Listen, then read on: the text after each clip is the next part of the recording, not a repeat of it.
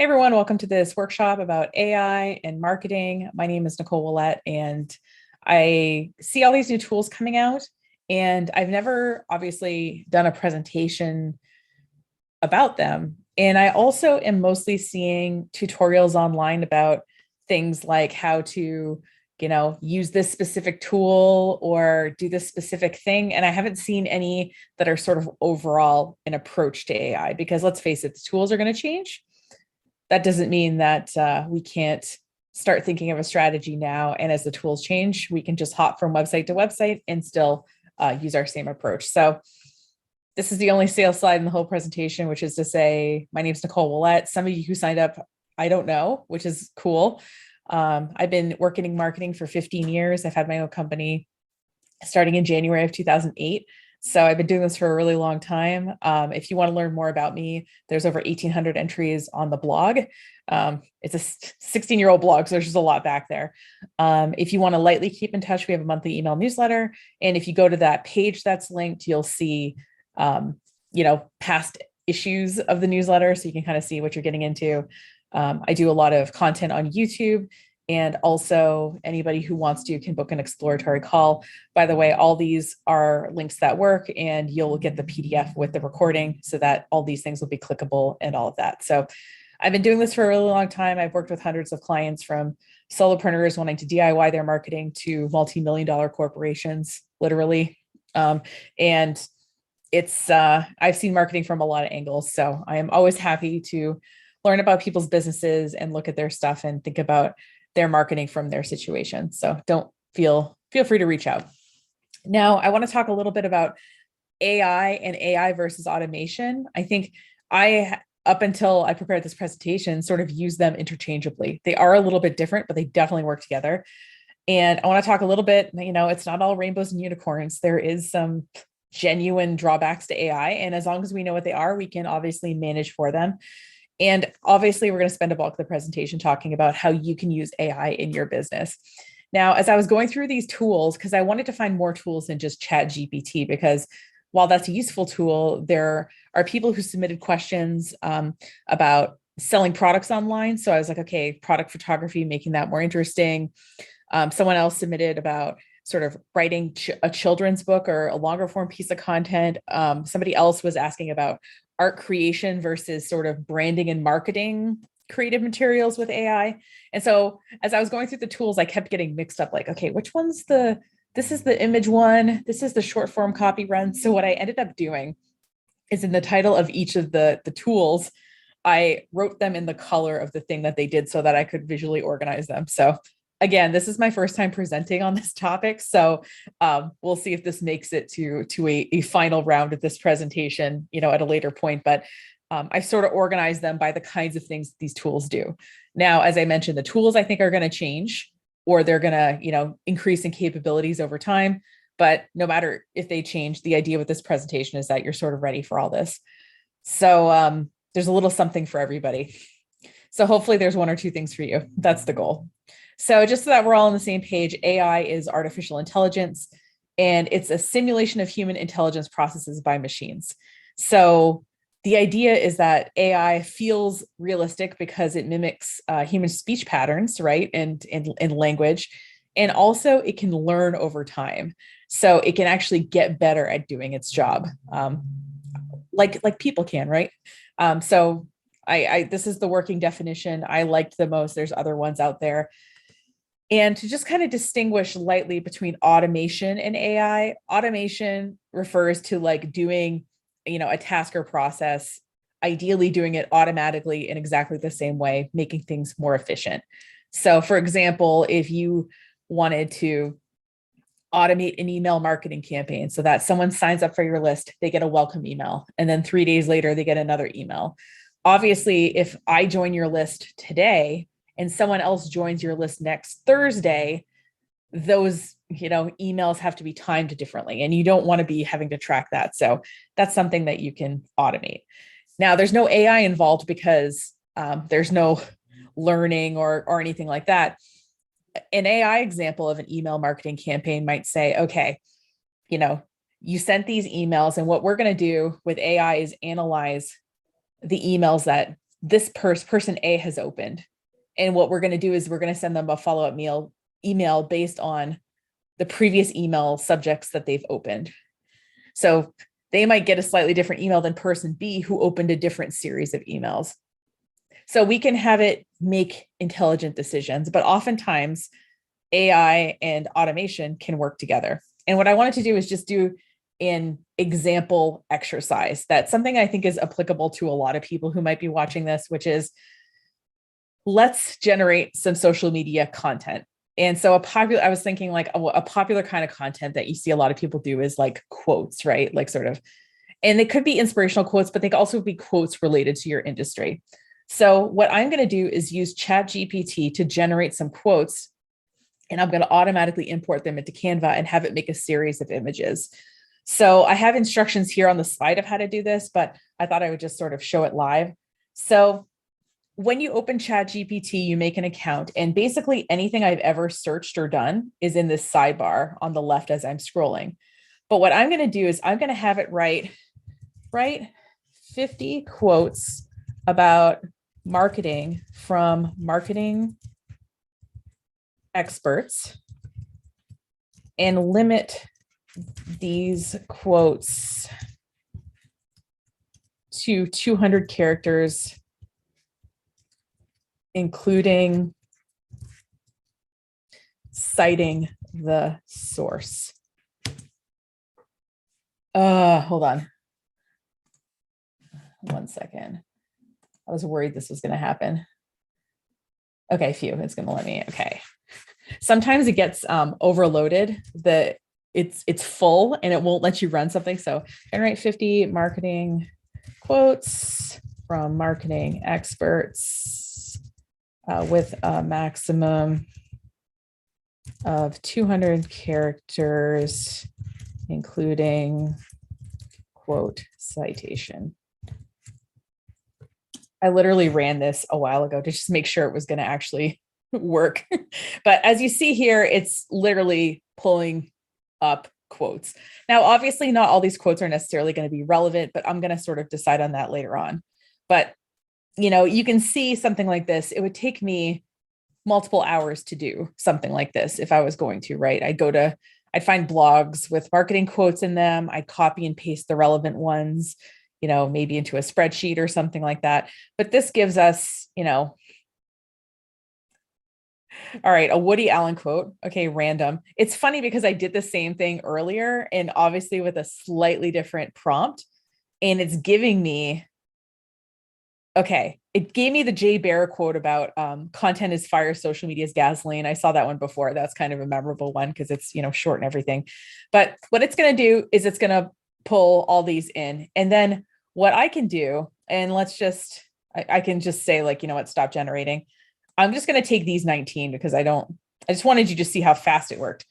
And look, on the sidebar, I added marketing quotes, so it's naming sort of this conversation, right? So we can keep different threads going if we want.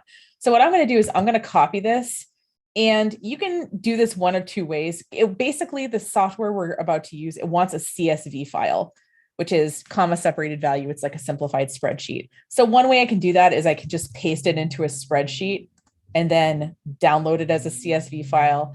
But if you have, Notepad or TextEdit or some kind of text thing on your computer, you could paste it in and save it as a CSV file that way. So I downloaded the CSV file. And now what I'm going to do is, before this workshop, I made the world's most generic template for my marketing quotes. And you see where they're going to go, right? They're going to go in that blank space. And so what I can do is, in apps, there's something called bulk create. Now, because I've run this before, it put the app in my sidebar. But if you haven't run it before, you'll click on apps and you'll type in bulk create and you'll just click on it. So I'm going to click on the app and I'm going to click upload CSV. I'm going to go to my downloads. There's my CSV. Connect data. There we go. Connected to this data. Continue. And what it's doing here, and then I just click, it pulls in all the quotes I copied, 18, and then I click generate pages. And so what it's doing is it's now taking all of my quotes and it's putting them on the Canva template. Now, obviously I might want to go in and I might want to, lightly, move these around or whatever. But this is still saving me hours of time making a bunch of social media images, as an example. Now, obviously, the AI part is the part where it came up with the quotes, and the automation part is this, bulk file creation tool within Canva. So that's just one example. Like I said, I was trying to think of something that would apply to a lot of people watching this, but what you can do is you can connect AI to automation in a lot of different ways. So there's a tool out there online called Zapier.com.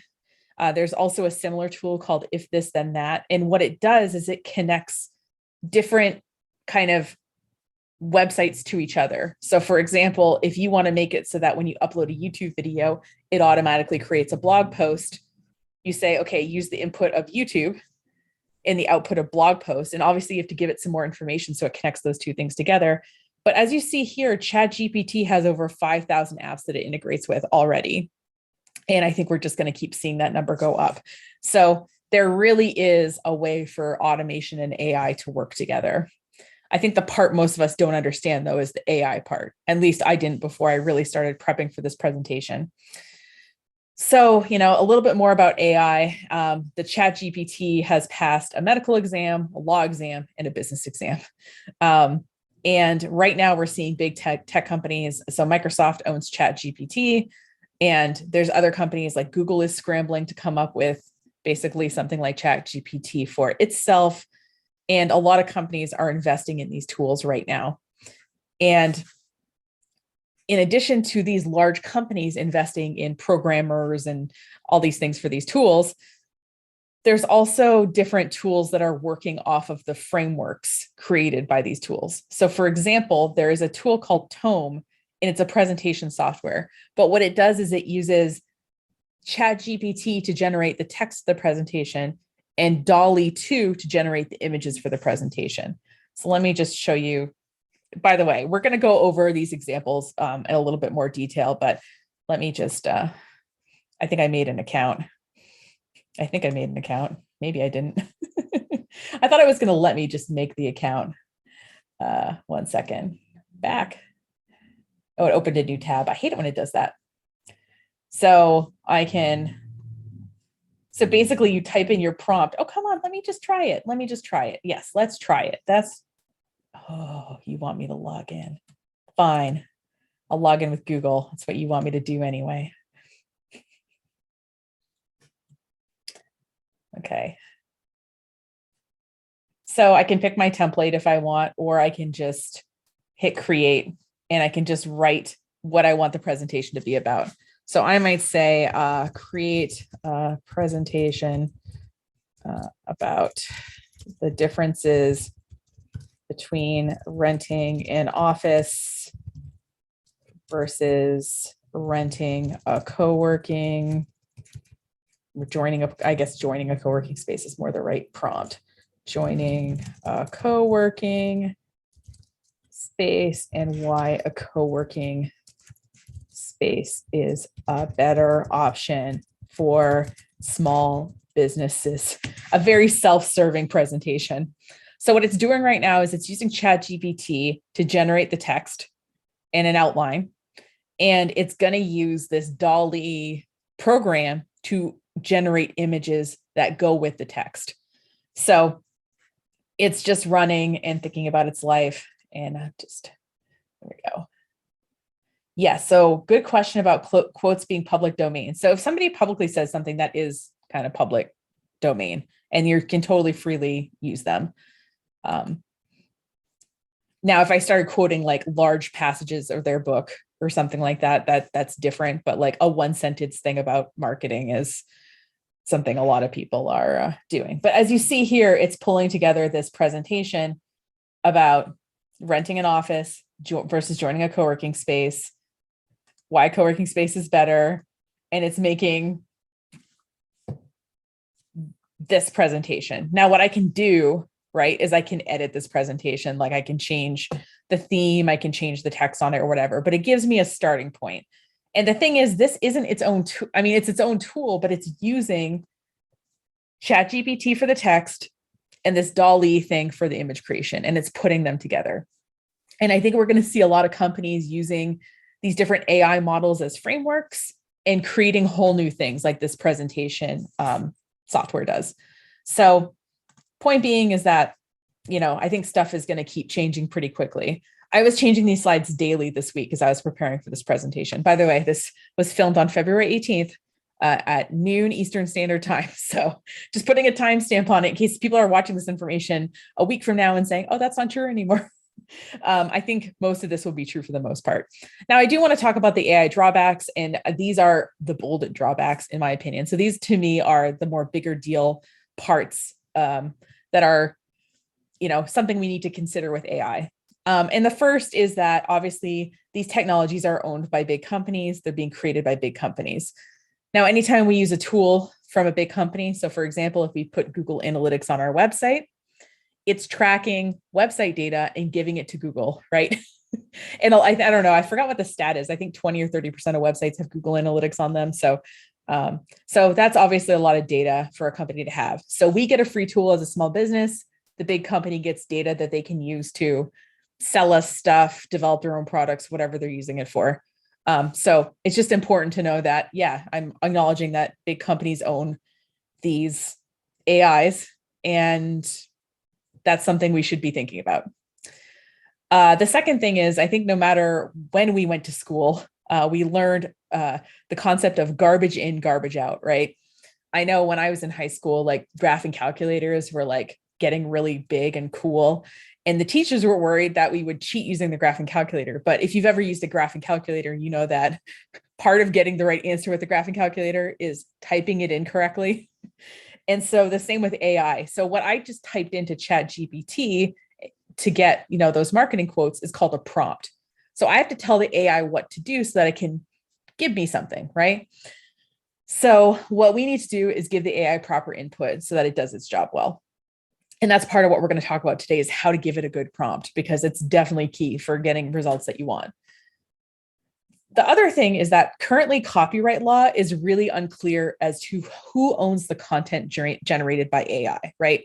So for example, I know I just had to do marketing quotes, but like, let's say that I put in a very detailed prompt about the children's book that I want to write.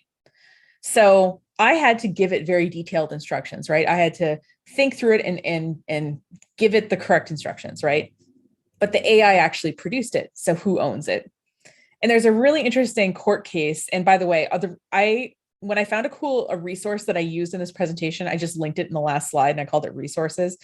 So I think it's the Forbes article that's linked in the resources, but it was talking about how there was a court case where there was a photographer and a monkey.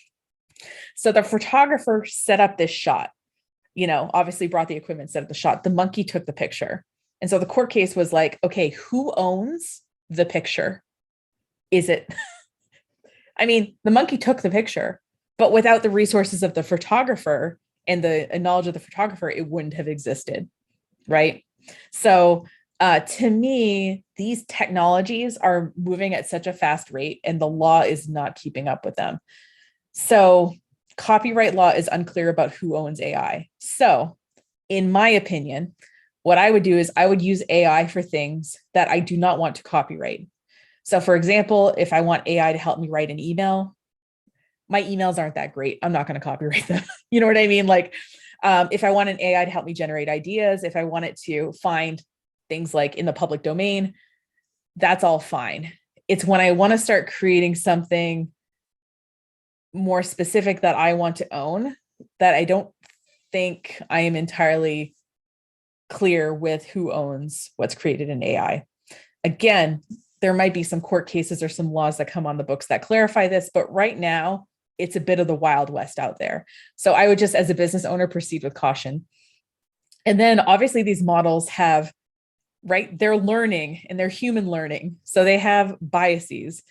And if you've, tried to apply for a job in the last few years where, these large companies are using AIs to screen initial applicants, what they found consistently is that applications with ethnic sounding names or female names are generally stripped from the process a little bit faster than, say, a John Smith situation.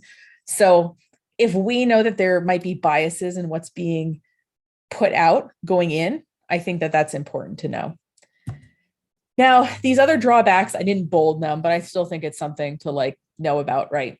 In the first, of the sort of slightly smaller drawbacks, and to me, this is less of a concern because, like, you as the business owner, you're like a subject matter expert, and the AI might have ideas, but you have experience in your business to know whether those ideas make sense or not. So it might not make the best recommendations. So my trainer, for example, was saying that he tried to use Chat GPT to create a beginner hit workout.